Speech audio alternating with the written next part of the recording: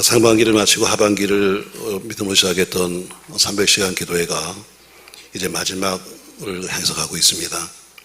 우리가 중보 기도한 모든 제목들이 하나님의 큰 섭리와 역사하심이 함께하기를 축복합니다. 세계 정세가 만만치 않습니다, 여러분. 또 국내 정치도 참으로 어렵고 힘든 시간을 지내고 있습니다.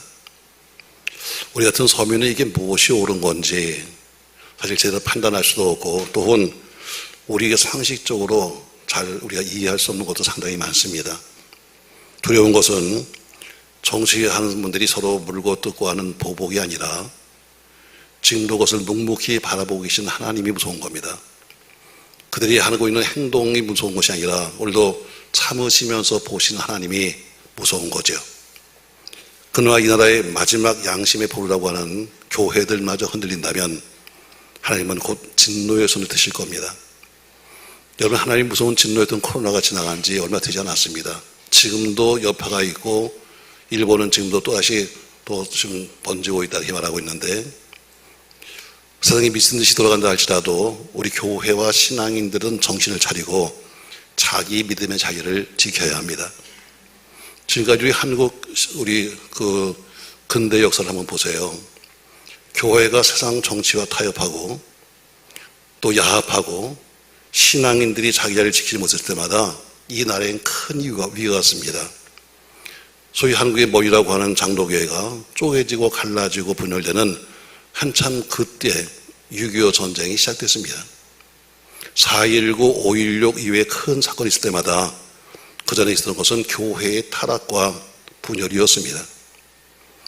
무덤에서 시작하는 한 주간, 그리고 휴가철이 시작됐는데 어디 가서 무엇을 하든지 간 신앙인다운 모습과 그런 삶이 있기를 주의 이름으로 소망합니다. 전 지금 지난 2주간 동안 오늘 동일한 본문의 말씀, 열왕기상 18장 30절 이하의 말씀을 중심으로 해서 지금 3번째 말씀하고 있습니다. 제가 첫 번째, 바람이 불어야 큰 비가 옵니다. 제가 설교하면서 준비하면서 내가 설교 제목을 잘못 잡았다.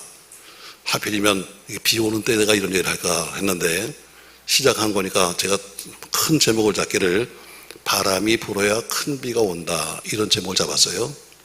그리고 첫 번째, 응답의 불이 있어야 큰 비가 온다 해서 비는 먼저 응답의 불을 받아야 한다, 이렇게 말씀입니다. 이어서 지난주에는 큰 빗소리를 듣는 사람이 큰 비를 본다, 이런 제목으로 말씀했습니다. 기억이 나나요, 여러분? 2주간 말씀을 제가 요약해 드릴게요. 왜냐하면 오늘 처음 오신 분도 계시고 2주간 동안 왔지만 워낙 세상이 바빠서 또 잊어버렸을 테니까 제가 다시 한번 반복해 드릴게요. 이스라엘에 아합이라는 왕이 있었습니다. 이 왕이 이방의 여인과 결혼하는데 목적은 뭐냐면 정략적인 결혼이었습니다. 워낙 이스라엘이라고 하는 그 나라가 입지적으로 여러 군데 서로가 경계를 두고 있으니까 항상 전쟁에 휘말리니까 내가 큰 나라 공주와 결혼하면 그러면 나를 건드리지 않을 거야. 그래서 그는 이방 여인을 데려다가 결혼하게 됩니다. 이세벨이라는 여인이 오게 되죠. 이세벨이 씹으면서 우상 가지고 들어오게 되는데 선민 나라 이스라엘에 우상이 퍼지기 시작합니다. 그리고 우상 숭배하지 않으면 살 수 없는 시대가 왔습니다. 그만큼 우상 숭배가 극심해지자 하나님이 진노하셨습니다. 그래서 3년 6개월 동안 지중해변인데도 불구하고 우로 이슬도 없고 비가 오지 않았습니다. 비가 오지 않으니까 아무리 땅을 파고 모종을 한다 할지라도 소산을 거둘 수가 없습니다. 극심한 가뭄 속에서 온 나라가 고통하고 있을 때 본문처럼 하나님이 엘리야라고 하는 주의 종을 통해서 하늘에서 응답의 불을 끌어내리심으로 우상 숭배가 헛것인 것을 증명해 주시고, 또 엘리야가 한 방울의 비가 온 적도 없는데 또 비 올 징조도 아무것도 없는데 그런 믿음의 확신을 가지고 자기를 가장 미워하는 왕에게 맞서서 말하기를 왕이여 큰 비의 소리가 있나이다 하고 말한 것처럼 그는 믿음의 확신을 가졌다는 겁니다. 그리고 믿음의 확신을 우리가 말하는 소위 말하는 믿습니다, 아멘, 우리가 잘하는데 그 믿음의 확신이 있었기 때문에 뭐 있는가 하면 그는 산 꼭대기로 올라가서 두 무릎을 꿇고 땅에서 기도했다는 거죠. 그러면서 그는 기도하며 사환에게 말하기를 가서 바다편을 바라봐라, 7번까지 바라보라 그래서 7번째 보니까 저 먼 바다에 작은 손바닥만한 구름이 떠올랐다. 이것이 바로 지난 주간까지 이야기입니다. 오전 여러분과 저에게 작은 손바닥만한 소망의 구름이 뜨기 바랍니다. 바로 이 시간에 여러분과 저의 신앙과 우리의 삶과 우리의 가정 속에 소망의 구름이 있기를 주의 이름으로 축복합니다. 진행 안 되던 사업이 진행되게 하시고 무너진 건강에 소망이 생기고 낙심이 사라지며 이 시간 하나님이 주는 작은 소망의 구름을 바라보시기를 주의 이름으로 축복합니다. 오늘 본문 45절 말씀해 보니까 이렇게 말씀합니다. 45절 조금 후에 구름과 바람이 일어나서 하늘이 캄캄해지며 뭐가 왔다? 큰 비가 내렸다. 아멘. 자, 우리는 교회에서 꿈이란 말을 좋아합니다. 우리 꿈을 가집시다. 소망 가집시다. 항상 비전을 가집시다 말하는데 문제는 아무리 꿈을 가졌다 할지라도 꿈만으로 살 수는 없습니다. 아무리 저 멀리서 소망의 구름이 떠올랐지만 그러나 그 소망의 구름만 바라볼 수는 없습니다. 그것이 현실로 이루어져야 합니다. 전 여러분이 가지고 있는 모든 가정과 직장과 삶과 자녀의 소망에 이루어지기를 주의 이름으로 소망합니다. 아무리 꿈이 좋아도 교회 속에는 꿈쟁이가 많습니다. 매일 앉으면 내일을 바라보는 꿈만 꿉니다. 여러분 꿈만 꾸면 꿈쟁이입니다. 꿈을 이루셔야 합니다. 여러분과 저희 살아가는 삶 속에 가정에는 사랑의 큰 비가 내려야 가정이 화목합니다. 우리 삶에는 건강의 큰 비가 내려야 우리가 건강한 삶을 살 수 있습니다.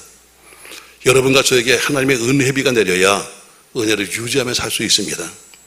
하나님이 우리에게 물질의 큰 비를 주셔야 물질이 풍성하고 자녀에게는 지혜의 큰 비를 주셔야지 아무리 공부시킨다 할지라도 지혜의 큰 비를 받지 못하면 결국 공부하다 끝나는 겁니다. 또한 그 위에 믿음 위에 믿음의 비를 주셔야 합니다. 비가 오지 않으면 모든 수고가 헛되는 겁니다. 애써 씨를 뿌리고 수고했지만 아무것도 거둘 수 없다는 것이죠. 자, 그러면 오늘 저 멀리 떠있는 소망의 구름, 그 소망의 구름을 현실적으로 비를 바꾸는 것은 무엇인가? 오늘 본문에는 이렇게 말씀하고 있습니다. 45절 다시 보세요. 18장 45절 말씀 다시 봅니다. 같이 한번 읽겠습니다. 조금 후에 구름과 뭐가 일어나서 바람이 일어났습니다. 저 멀리서 작은 손바닥만한 구름이 떠올랐는데 그 손바닥만한 구름을 밀고 들어온 것은 뭐냐면 바람입니다. 그래서 오늘 저는 여러분들에게 바람이 불어야 큰 비가 옵니다. 이런 제목으로 말씀하려고 합니다.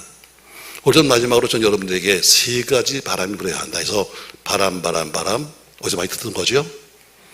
누가 부른 바람? 김범래가 부른 바람. 바람이 불어야 한다는 거예요. 아무리 여러분과 제가 소망이 있고 희망이 있다 하시더라도 그것이 여러분 내게 오지 않으면 소용없는 거예요. 그러니까 그 소망과 꿈을 이루는 것은 뭐냐면 바로 그 꿈을 이루기 위해서는 바람이 불어야 한다. 이 마지막 세 가지 바람이 불어야만 여러분과 저에게 현실적인 비가 오는 겁니다. 자, 여러분 첫 번째 부는 바람이 뭔가? 출애굽기 14장에 보니까 이스라엘 백성들이 430년 동안이나 애굽에서 종살이 하다가 하나님의 은혜 가운데 애굽에서 이제 출애굽하게 됩니다. 너무너무 감사한 거죠. 그래서 그들은 모두가 다 찬송을 부르고 하나님을 찬양하면서 그리고 춤을 추면서 나왔습니다. 그런데 나오자마자 곧 그들은 좌절했습니다. 왜? 뒤에서는 바로의 마병들이 쫓아오고 있는데 앞에는 홍해가 가로막았기 때문에 더 이상 갈 수가 없는 겁니다. 근데 앞에 있는 홍해도 큰 문제요, 뒤에서 쫓아오는 애굽의 군사도 문제지만 더 큰 문제는 바로 그들이 그 사건 속에서 동요하고 있다는 거예요. 동요. 모든 백성이 다 흔들리는 겁니다. 금방 나올 때마다 막 찬송을 부르며 하나님이 어쩌고 했는데 금방 나오더니 어때요? 앞에 문제가 있으니까 전부 다 흔들거리면서 모세를 원망합니다. 모세야, 왜 우리를 이리로 데려왔냐? 매장지가 없어서 우리를 이리로 데려왔냐? 하면서 우리 원망하면서 말하기를 다시 돌아가자 하면서 백성들이 동요합니다. 사실 애굽의 군대가 그들을 쫓아오게 만든 것도 이유가 뭐냐면 내부적인 갈등이었습니다. 지금 바로는 마음이 강팍한 사람입니다. 지금 자기 노예가 다 나가서 지금 그것도 힘든데 들려오는 소문, 몇몇 사람이 또 와서 보고하는데 보니까 또 나갔던 사람들이 내부적으로 갈등하고 있습니다. 앞에는 홍해가 가로막았는데 이제 돌아가자고 하는 사람이 생겼고 몇몇 배신자가 돌아가기 시작했습니다. 그러니까 어때요? 바로가 이것들은 힘이 없구나 이제는. 그렇지 않아도 이 사람들은 전쟁도 모르는데 힘이 없네 하면서 오늘 몇몇 사람의 그 동료가 결국에는 이스라엘을 공지로 몰아넣습니다.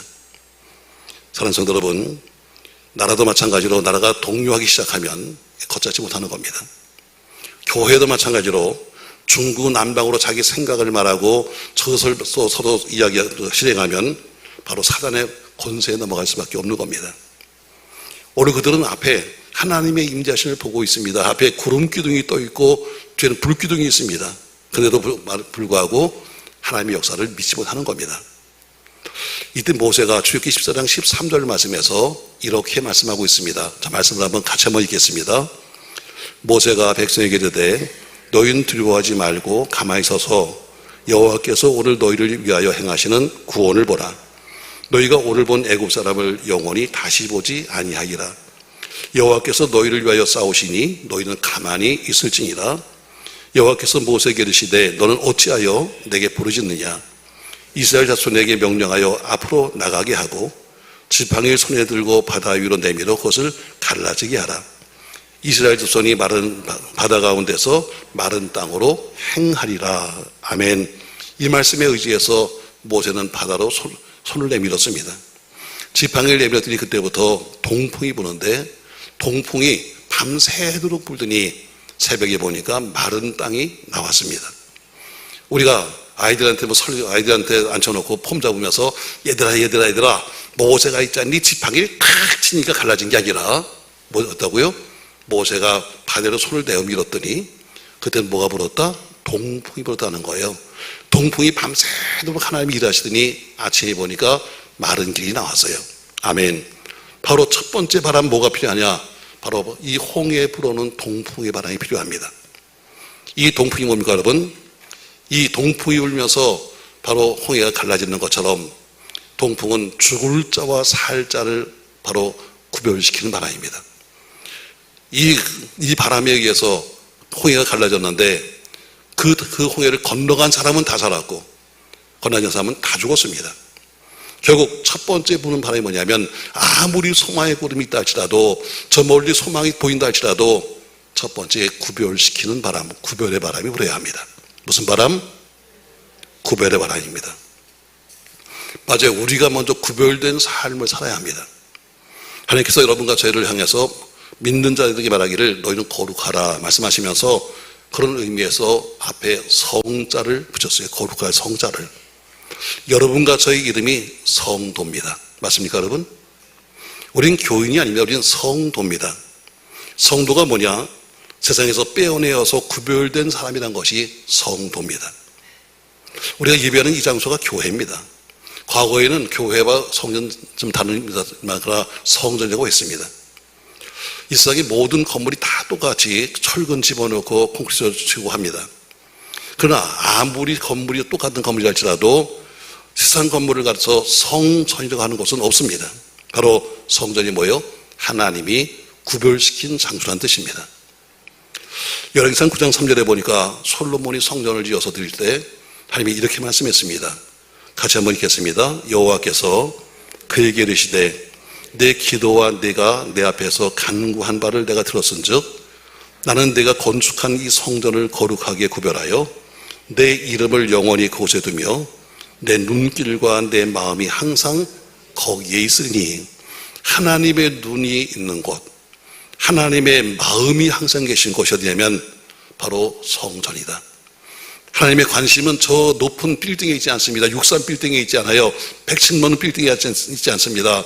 지하에 있든 지상에 있든 작든 크든 간에 하나님의 관심은 자기 집 성전에 있는 겁니다. 아멘.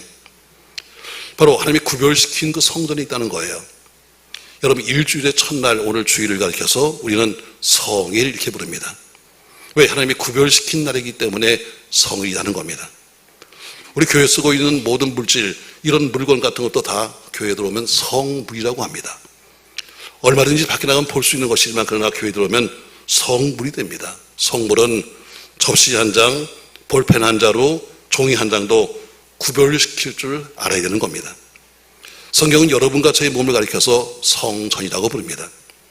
바울은 고린도교회 편지를 쓰고 있으면서 난잡한 삶을 살려는 그들에게 말하기를 고린도서 3장 16절에서 이렇게 말씀하고 있습니다. 같이 한번 읽습니다. 여러분, 너희는 너희가 하나님의 성전인 것과 알지 못하느냐? 누구든지 하나님의 성전을 더럽히면 하나님이 사람을 멸하시리라. 하나님의 성전은 거룩하니 너희도 그러하니라. 우리의 몸도 구별시켜야 되는 겁니다. 그러니까 먹는 것, 마시는 것, 그리고 다니는 곳, 만나는 사람, 그 모든 것이 구별될 때 하나님이 우리 작은 소망의 꿈을 이루시는 겁니다. 전 여러분과 제가 구별된 삶을 살기를 축복합니다. 첫 번째 보는 바람은 바로 홍해에 불었던 구별의 바람입니다. 우리가 구별시킬 줄 알아야 합니다. 내 것과 네 것을 서로 구별시킬 줄 알아야 되는 거예요. 두 번째 보는 바람이 있습니다. 에스겔 선지자가 환상을 보게 되는데 에스겔서 30장에 보니까 환상 속에 보니 마른 뼈들이 잔뜩 있었습니다. 37장 2절 말씀에 보니까 나를 그 뼈 사방으로 지나게 하시기도 본즉 그 골짜기 지면에 뼈가 신이 많고 아주 말랐다 이렇게 말합니다. 아주 말랐다는 것은 소망이 없다, 더 이상 가능성이 없다는 것을 가리켜서 아주 말랐다고 합니다. 하나님이 소망도 없는 마른 뼈를 향해서 지금 바라보고 있는 에스겔에게 묻습니다. 에스겔아, 이 뼈들이 능히 살겠느냐? 여러분, 마른 뼈가 어떻게 살겠습니까? 여러분, 말도 안 되는 소리죠. 그러나 하나님이 물으시니까 에스겔이 대답합니다. 난 모르겠습니다. 주 여호와께서 아시나이다. 자신의 생각으로는 도저히 이해할 수 없지만 물으시니 황급하게 하신 말씀이 뭐냐면 당신이 아십니다. 그때 4절에서 이렇게 말씀하고 계십니다. 같이 한번 읽겠습니다. 또 내게 이르시되 나는 이 모든 뼈에게 대언하여 이르기를 너희 마른 뼈들아 여호와의 말씀을 들을지어다. 주 여호와께서 이 뼈들에게 이같이 말씀하시기를 내가 생기를 너에게 들어가게 하리니 너희가 살리라. 에스겔이 대언하라 했으니 말씀을 대언했습니다. 근데 7절에 보니까 대언한 뒤에 이렇게 됐습니다. 이에 내가 명령을 따라 대언하니 대언할 때 소리가 나고 움직이며 이 뼈 저 뼈가 들어맞아 뼈들이 서로 연결되었더라 이렇게 말합니다. 자, 8절에 보니까 내가 또 보니 그 뼈에 힘줄이 생기고 살이 오르며 그 위에 가죽이 덮였지만 그 위에 생기는 없었다. 결국 몸뚱아리는 만들었는데 움직이지 못했다는 거예요. 놀라운 사건이죠, 여러분. 자, 이런 사건 앞에서 서 있는 에스겔에게 또 말씀하십니다. 자, 9절 말씀 다 같이 10절까지 읽겠습니다. 또 내게 이르시되 인자야 너는 생기를 향하여 대언하라. 생기에게 대언하여 이르기를 주 여호와께서 이같이 말씀하시기를 생기야 사방에서부터 와서 이 죽음을 당한 자에게 불어서 살아나게 하라 하셨다 하라. 이에 내가 그 명령대로 대언하였더니 생기가 그들에게 들어가매 그들이 곧 살아나서 일어나 서는데 극히 큰 군대더라. 아멘.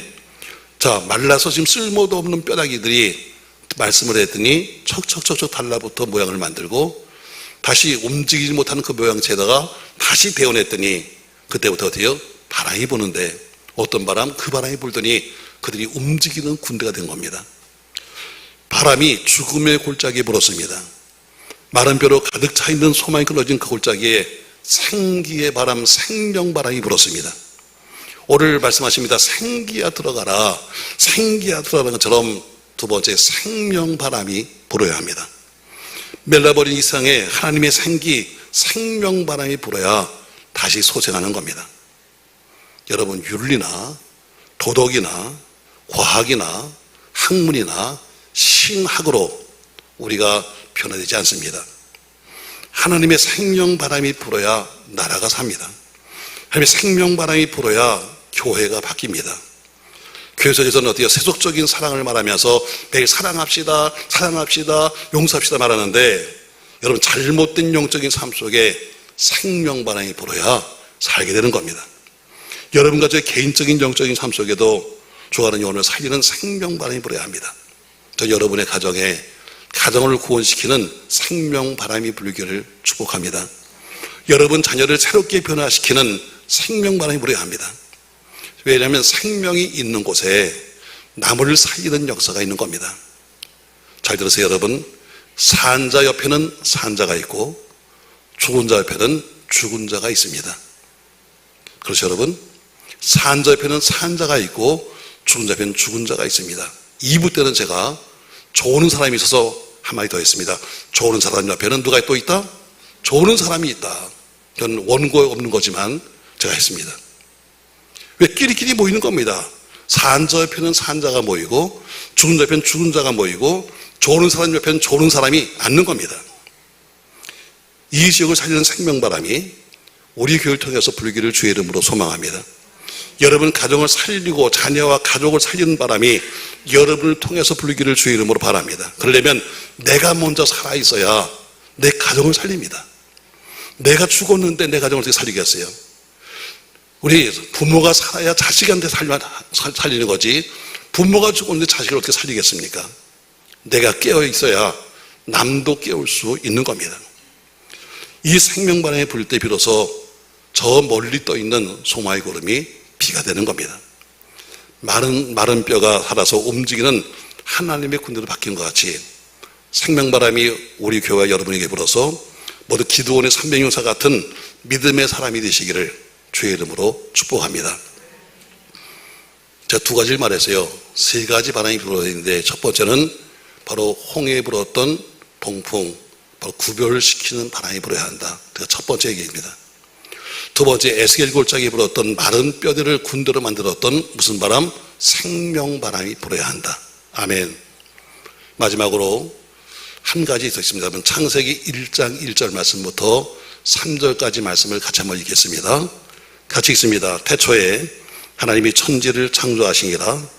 땅이 혼돈하고 공허하며 흑암이 깊음 위에 있고 하나님의 영은 수면 위에 운행하시니라.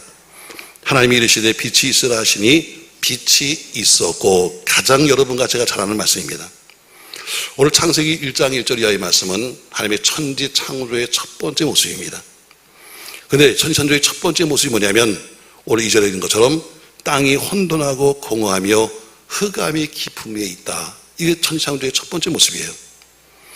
자, 무슨 얘기입니까 여러분? 땅이 혼돈하고 공허하며 흑암이 깊은 곳에 있다는 것은 바로 무질서입니다. 하나님이 천지 창조했을 때 첫 번째 모습은 무질서였습니다. 그러나 그 무질서 위에 이어서 2절 뒤에 보니까 하나님의 영이 수면 위에 운행하시니라. 무질서 위에 하나님의 영이 지나가시면서부터 말씀을 따라서 질서가 세워집니다. 무질서 위에 하나님의 성령, 하나님 바람이 불더니 질서로 바뀐 거예요. 세 번째, 여러분과 제가 진실로 하늘의 소망의 그를 이루기 싶다면 세 번째, 우리에게 질서의 바람이 불어야 합니다. 마지막 불던 바람, 이 질서의 바람이 불 때 바로 큰 비가 오는 겁니다. 여러분, 하나님의 이 위대한 세계 보십시오. 여러분, 이 오묘한 세계는 전부 다 철저한 질서 유지됩니다. 매일 저렇게 많은 별들이 어때요? 다 자기 단대로 질서를 지키며 가는 거예요. 수많은 짐승과 수많은 새와 수많은 별들이 어때요? 다 자기 주어진 자기 자리에 가 있는 겁니다. 어떤 나라가 행복한 나라인가? 돈 많은 나라? 아니에요, 여러분. 그럼 무슨 어떤 나라? 석유 나오는 나라? 아닙니다, 여러분. 행복한 나라는 질서가 서 있는 나라가 행복한 나라입니다. 그게 좋은 나라입니다. 가정도 위계 질서가 세워져 있을 때 그 가정이 행복한 가정입니다. 전혀 아멘이 안 되시죠? 직장도 윗사람과 아랫사람 사이에 질서가 세워져야 되고, 교회도 또한 이 질서가 온전히 세워지고 지켜질 때 하늘의 큰 축복의 비를 체험하는 것입니다. 엊그제죠. 7월 19일 날 대법원에서는 이런 판결이 나왔습니다.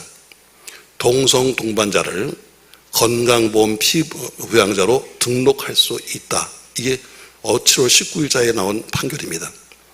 무슨 얘기냐면 지금 남자와 남자가 살림을 하고 있습니다.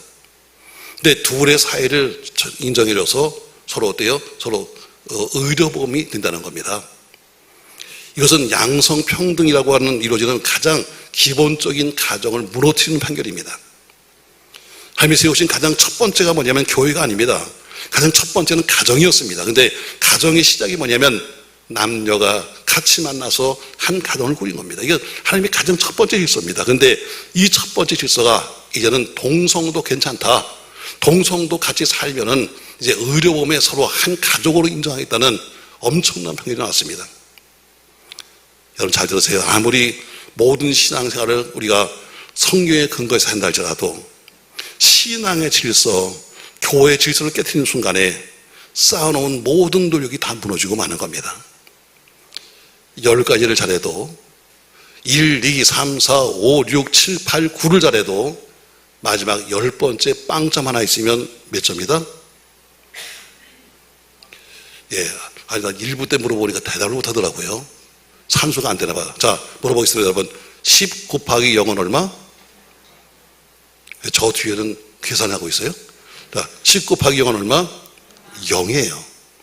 그럼 100 곱하기 0은 얼마예요? 0이에요. 여러분과 제가 인생을 아무리 잘 살아도 마지막 한 번에 무너지는 거예요. 여러분, 아담과 하가 한 가지 무너졌어요. 선악과란 거 한 개 따먹으로써 여러분 다 무너진 거예요. 가정도 부부간에 그렇게 잘 살았는데 어때요? 선악과 한 개를 잘못 따먹어가지고 무너진 가정 많아요. 교회도 마찬가지예요. 신앙생활도 마찬가지입니다, 여러분. 아무리 열심히 별것을 다 했다 할지라도 그렇게 10년, 20년, 30년, 50년을 잘 살았다 할지라도 어느 한 사건 때문에 무너지면 끝나는 거예요. 100 곱하기 0은 얼마예요? 0이에요.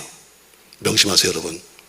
과거에 제가 뭐 했는데요, 제가 기도를 많이 했는데요, 제가 봉사했는데 이것이 문제가 아니라 마지막까지 잘하는 것이 중요한 거예요. 마지막까지. 저는 상당히 걱정도 많습니다. 여러분, 우리 참 교회들이, 저도 뭐 똑같은 목사입니다만 목사 하나 잘못되면 주변에 있는 교회까지 전부 다 파장이 옵니다. 과거에도 근처에 있는 교회가 하나 잘못되니까 전부 다 피해를 봐가지고 정말 어려웠습니다. 많은 사람이 천주교로 가버리고요, 많은 사람이 신앙생활을 포기해버리고 그런 사건이 지금 또 근처에 또 생겼습니다. 여러분, 한 교단의 총회장은 그 교단의 얼굴입니다. 그렇잖아요. 근데 그런 분이 또 하나의 큰일을 저질러가지고 지금 교회가 전부 다 시끄럽습니다. 근데 이게 이제 멀지 않아서 걱정이에요. 아주 저 강남이나 저쪽에 있으면 걱정도 안 해요. 왜? 거긴 또 별세계니까. 근데 여기서 불과 10분 내 거리에 그런 일이 생겼습니다. 이런 내내 숨기고 왔지만 여러분, 세상을 숨길 수는 없습니다. 장로교는, 저희는 5월에 총회지만 장로교는 10월이 총회입니다. 곧 총회인데 지금 난리 법석입니다. 난 걱정스러운 것은 뭐냐? 제가 그분을 잘 알아요. 훌륭하신 분입니다. 정말 어려운 교회에 와서, 어려운 교회에 와가지고 정말 교회, 그때도 불난한 교회에 오셔서 정말 교회를 잘 세우고 예배당 잘 짓고 그리고 정말 훌륭하게 해서 총회장까지 하셨습니다. 지금 현직입니다. 근데 무너지기 시작합니다. 여러분, 다시 말해요. 100을 잘해도 하나 못하면 빵입니다. 가정생활 마지막까지 잘합시다. 직장생활 마지막까지 잘합시다. 신앙생활도 마지막까지 항상 마지막이 중요한데 여러분, 세우는 것보다 지키는 것도 힘든 겁니다. 우리 사업도 마찬가지예요. 사업을 열심히 해서 세우는 것보다 더 힘든 것이 뭐냐면 그 사업을 지키는 겁니다. 교회도 마찬가지입니다. 전 여러분, 마지막 비가 바로 무슨 비예요? 질서입니다. 하나님이 세우신 질서를 지켜가는 그 비가 올 때, 그 바람이 불 때 마지막 큰 비가 오는 겁니다. 전 여러분, 이렇게 정리해 보겠습니다. 37 다 정리해 드릴게요. 3년 6개월의 기근이란 것은 여러분과 저에게도 옵니다. 영적인 기근도 있고 육적인 기근도 있고 삶의 기근도 있습니다. 그 원인이 범죄일 수도 있고 그다음에 연단일 수도 있고 또 그것이 어떤 이유든 간에 어쨌든 영육 간의 기근은 분명히 있습니다. 그러나 그 문제는 해결해야 합니다. 왜? 그냥 있으면 아무리 수고해도 헛수고 있기 때문입니다. 그러면 이 고난을 어떻게 이길 것이냐? 성경은 우리에게 답을 주고 있는 거예요. 30절 말씀에 이렇게 말씀을 시작합니다. 엘리야가 모든 백성을 향해서 이르되 내게로 가까이 오라. 다시 말해, 저희가 이렇게 말했습니다. 국어의 답은 국어 속에 있습니다. 수학의 답은 수학 속에 있는 겁니다. 근데 국어의 답을 가지고 어떻게 수학에 가서 찾는 사람들이 있습니다. 여러분, 여러분의 가정의 문제의 답은 가정 속에 있는 겁니다. 부부간의 문제는 부부끼리 앉아야 되는 겁니다. 가서 딴 데 가서 뭐 하셔야 되는 것이 아니라 서로 마주 앉아야 해결되는 건데 가까이 가야 합니다. 전혀 아멘이 없죠. 왜? 우리는 부부간에 아무런 문제가 없어요. 맨날 해피해요. 그러니까 문제가 크면 클수록 가까이 가야 합니다. 전 여러분에게 말했습니다. 여기로 가라. 첫 번째, 내 하나님께로 가라. 모든 문제를 주관하시는 분은 하나님입니다. 그러니까 그분께로 가야 한다. 두 번째, 내 영혼이 쉴 수 있는 곳은 이 땅에 하나밖에 없다. 내 교회다. 어려울 때일수록 내 교회를 찾아가라. 세 번째, 교회 속에도 많은 목사들이 있고 많은 천사가 있지만 그러나 내 영혼을 책임지고 있는 내 목사는 한 명이다. 그러니까 어려울 때일수록 내 목사를 찾아가서 같이 기도해라. 갔으면 두 번째 3절에 보니까 무너진 여호와의 단을 쌓아라. 무너진 예배를 회복하는 거죠. 예배 회복. 신앙생활에서 가장 중요한 것은 바로 예배 회복입니다. 여러분의 무너진 예배가 회복되어야 합니다. 예배 회복을 통해서 하나님의 뜻이 무엇인지를 알게 되고 하나님의 영광을 돌리게 되고 하나님과의 영적인 교제가 이루어지는 겁니다. 그 예배는 반드시 번제물을 놓고 기도했더니 한 것처럼 번제물의 신앙이 필요합니다. 번제물이 뭐예요? 내가 죽어서 저 사람을 살리는 거예요. 내가 죽어서 나라가 살고, 내가 죽어서 사회가 살고, 내가 죽어서 교회가 살고, 내가 죽어서 가정이 살고 하는, 내가 죽어서 살리겠다고 하는 번제물의 사상입니다. 바로 여호와의 불은 번제물 위에 임하는 것입니다. 네 번째로 번제물 위에 불이 임했습니다. 불만 임했지 필요한 것은 빈데 비는 전혀 징조가 없었습니다. 그럼에도 불구하고 엘리야가 왕을 찾아가서 말하기를 왕이여 큰 비의 소리가 있나이다. 아니 아무런 징조가 없는데 아무런 구름이 뜬 것도 없는데 무슨 소리입니까? 엘리야는 들었습니다. 믿음의 확신을 가졌습니다. 확신, 내게 불러 응답하신 아버지가 분명히 비준다는 확신, 지금까지 우리를 인도하신 아버지께서 분명히 내일도 인도하신다는 확신, 미래의 확신, 건강의 확신, 사업의 확신, 구원의 확신, 천국의 확신, 자녀의 확신, 그것을 어때요? 마음과 입으로 고백했다는 겁니다.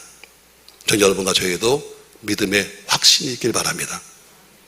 말을 돌리고 없습니다. 될 줄로 믿사옵나이다 이럴 거 없어요. 된다. 이거 자신이 없으니까 괜히 팽팽 돌려가지고 믿도 됐어 끄고 하지만 그냥 한마디야. 된다. 안 된다 둘 중에 하나지. 괜히 자신이 없으니까 팽팽 돌리고 있는 거예요. 다섯 번째, 확신 가진 엘리야가 우리가 말하는 소위 믿습니다입니다. 아멘입니다. 근데 이게 예수쟁이의 큰 문제입니다. 매일 모이면 믿습니다. 아멘하고 어때요? 그 다음에 퍼내고 자는 겁니다. 엘리야는 믿었기 때문에 산 꼭대기로 올라갑니다. 엘리야는 믿었기 때문에 산 꼭대기로 가는 것처럼 믿음의 확신이 생겼기 때문에 그는 산 꼭대기로 올라갑니다. 전 여러분 이 말씀을 기억하시나요? 제가 여러분에게 이런 말을 했습니다. 높이 올라간 사람만이 멀리 보인다. 높이 올라간 사람만이 멀리 보이는 겁니다. 멀리 바라보는 꿈이 있는 사람만이, 멀리 바라보는 비전이 있는 사람만이 거기 머물러 있지 않습니다. 그런 멀리를 봤기 때문에 그는 그 꿈을 이루기 위해서 노력하고 기도하는 겁니다. 엘리야가 정상에 올라가서 한 것이 뭡니까 여러분? 가서 야호 한 거 아닙니다. 두 무릎을 땅에 꿇고 무릎 사이에 얼굴을 집어넣고 그는 간절히 기도했습니다. 응답받았다면 최선의 삶과 간절한 기도가 필요합니다. 최선의 삶은 불신자도 얼마든지 볼 수 있습니다. 그러나 우리에게는 하나님을 내 편으로 만드는 간절한 기도가 필요한 말이에요. 그는 무릎을 꿇은 채로, 정상에서 무릎을 꿇은 채로 그는 기도했습니다. 기도하면서 무릎을 펴놨어요. 그는 산을 통해서 말합니다. 가서 저 먼 바다를 바라봐라. 아무것도 없네요. 가서 다시 봐라. 아무것도 없네요. 7번까지 바라봐라 한 것처럼 7수는 완전수입니다. 여러분 이루어질 때까지 참으셔야 합니다. 아무리 꿈이 있어도 시간이 걸리는 겁니다. 아무리 여러분이 별것을 갖춰서 할지라도 시간이 필요한 겁니다. 시간이 뭐예요? 바로 인내입니다. 여러분과 저희 꿈이 이룰 때까지 계속적으로 인내하고 믿고 바라시기를 주의 이름으로 축복합니다. 그랬더니 저 먼 바다에 작은 손바닥만한 구름이 떠올랐습니다. 손바닥만한 구름이 뭐니까 여러분 소망입니다. 희망입니다. 꿈입니다. 근데 마지막 그 소망의 구름이 바람에 의해서 밀려와야 됩니다. 저는 여러분에게 오늘 그걸 말한 겁니다. 소망의 구름이 비가 되려면 세 가지가 필요합니다. 그리고 그 바람은 내게로 와야 합니다. 옆집 사람이 아무리 잘 돼봐야 나하고 관계없습니다.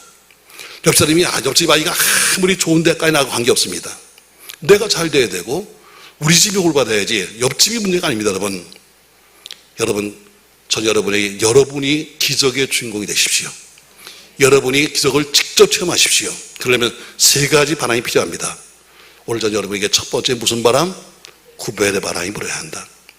성도로서, 성자들로서, 성물로서, 성일로서, 그리고 우리는 성민으로서 구별된 삶을 살아야 합니다. 우리의 행동도, 우리의 물질도, 우리의 말도 구별할 줄 알아야 합니다. 먹고 마시고 행하는 것도 구별시켜야 합니다. 특별히 구별된 삶을 살아갈 때 현실적인 문제 해결이 됩니다. 전 구별되십시다. 할렐루야. 두 번째, 생명바람 불어야 합니다. 에스겔 골짜기 불었던 생명바람이 바로 그 모든 마른 뼈다귀를 살리는 것처럼 생명이 있는 곳에 또 다른 생명이 있습니다. 여러분이 살아야 여러분 가정을 살립니다. 여러분이 살아야 여러분 가족을 살립니다. 여러분이 살아야 여러분 이웃도 살립니다. 아멘. 우리 교회가 살아야 이 지역도 살리지, 교회가 죽었는데 어떻게 여러분 썩은 냄새를 냈는데 어떻게 살리겠습니까? 여러분 생명바람 불어야 합니다. 세 번째 부는 바람이 뭡니까? 여러분 질서의 바람입니다. 질서가 있는 곳에 행복이 있습니다. 질서가 있는 곳에 기쁨이 있습니다. 질서가 있는 곳에 은혜가 있습니다. 질서가 있는 곳에 축복이 있습니다. 묻겠습니다. 집에 안 가세요? 아멘을 해야 가지. 질서가 있는 곳에 행복이 있는 거예요. 제가 1부 때는 안 했는데 2부 때도 보니까 설교를 하니까 시간이 딱 10분 남더라고요. 지난번에 일찍 끝내니까 어떤 사람이 가면서 막 불평하더라고. 멀리서부터 왔는데 일찍 끝냈다고 막. 그래서 제가 시간을 맞춰드리기 위해서 하나 묻겠습니다. 저는 여러분 절대로 어떤 분이 교회에서 있는 여자분들을 폄하하거나 또 다른 의미로 하는 건 절대로 아닙니다. 여러분 창세기 보니까 하나님이 천지 만물을 지으시고 그리고 사람을 만드셨잖아요. 제일 먼저 만든 사람이 남자입니까? 여자입니까? 잘 모르십니까? 누굴 만드셨습니까, 여러분? 남자입니다. 자, 남자를 만드셨는데 보니까 남자가요, 시원찮은 거예요. 혼자 있는 것이 안타까워서 돕는 배필로 또 누굴 만들었어요? 여자를 만드셨어요. 근데 분명히 성경이 말합니다. 자, 남자를 잠재우시고 아담을 잠재우시고 뭐 하나 뽑죠? 갈리별 하나 뽑아가지고 누굴 만들었어요? 여자를 만드셨어요. 난 그래서 여자의 특성이 왜 이렇게 여보 하는지 보니까 갈비뼈 출신이야. 아마 그래서 그런 것 같아. 자, 이제 여러분 묻겠습니다. 내가 아까 이걸 물었더니 어떤 분이 또 시더라고. 자, 남자를 잠재우시고 여자를 만들었는데 그럼 남자의 갈비가 많냐? 여자 갈비가 많냐? 산수가 안 돼요? 자, 남자를 잠재우시고 갈비 하나 뽑아서 여자를 만들었다. 그러면 분명히 어때요? 하나가 부족하잖아. 그러면 남자가 많냐? 여자가 많냐? 아까 2부 때는 보니까 성가대에서 누가 쉬더라고. 그건 혼자 쉬면 안 되는 거지. 집에 가서 부인하고 같이 쉬어야지. 이만한 거지. 자, 대답해보세요, 여러분. 여러분 넌센스입니다, 그냥. 왜? 시간이 남으니까 하는 거예요. 너무 심각하게 있어가지고.